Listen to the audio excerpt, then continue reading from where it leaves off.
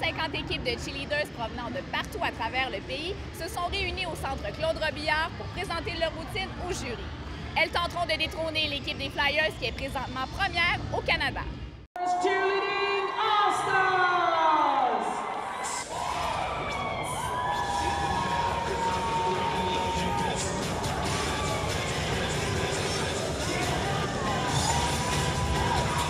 Quel circuit doivent faire les athlètes en ce moment pour pouvoir se mériter le titre de champion canadien? Cette année, c'est un championnat d'invitation. Donc, toutes les équipes qui voulaient s'inscrire au championnat canadien pouvaient y participer. Par contre, il y avait des frais moins élevés si les équipes avaient participé à leur compétition provinciale, OK, pour favoriser justement ce réseau-là. 1, 2, 3, 4, 5, 6, 7, 1, 2, 1. Pourquoi dit-on que c'est la première édition officielle du championnat canadien? Parce qu'il n'y a jamais eu de championnat canadien au Québec. Il y a eu des tentatives de championnat canadien, mais ça n'a jamais été tenu par un organisme fédéré. Donc, jamais un organisme reconnu par le gouvernement.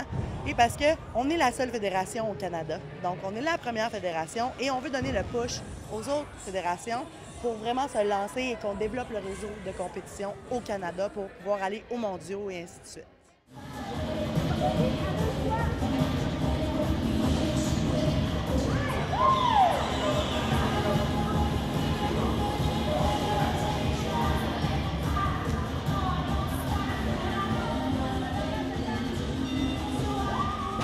Les fédérations québécoises et ontariennes ont pour objectif commun de développer un réseau de compétition complet et d'uniformiser ce sport à l'échelle nationale. Les filles, on fait comme d'habitude, on fait les stuns, ensuite on fait basket. Quelle compétition avez-vous remporté pour vous mériter le titre de champion canadien? En fait, cette année, on a remporté la 5e place au championnat du monde de cheerleading. Donc, c'est une première expérience pour nous. On est vraiment satisfaits. C'est une meilleure des aspirations de se rendre 5e au monde. Donc, on est allé battre les 7 équipes du Canada qui étaient présentes sur place. Donc, c'est ça qui nous a valu le titre de meilleure équipe du Canada pour cette journée-là, du moins.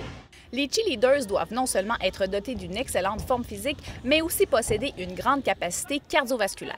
Leurs encouragements doivent être scandés avec le sourire, tout en exécutant des mouvements complexes qui doivent être faits avec facilité et fluidité.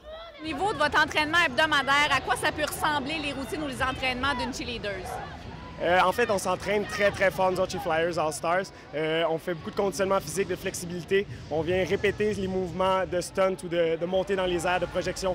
On en fait beaucoup. Ils viennent pratiquer de 4 à 8 heures par semaine, dépendant de quels athlètes. Puis donc, on s'échauffe, on s'étire. Ensuite, on fait le gros de la pratique pour ce qui est de faire les montées dans les airs, les montées plus acrobatiques. Puis on finit avec la musculation, l'étirement, etc. pour les garder en forme. C'est des athlètes. Le cheerleading de compétition gagne en popularité au Québec en comptant près de 10 000 adeptes.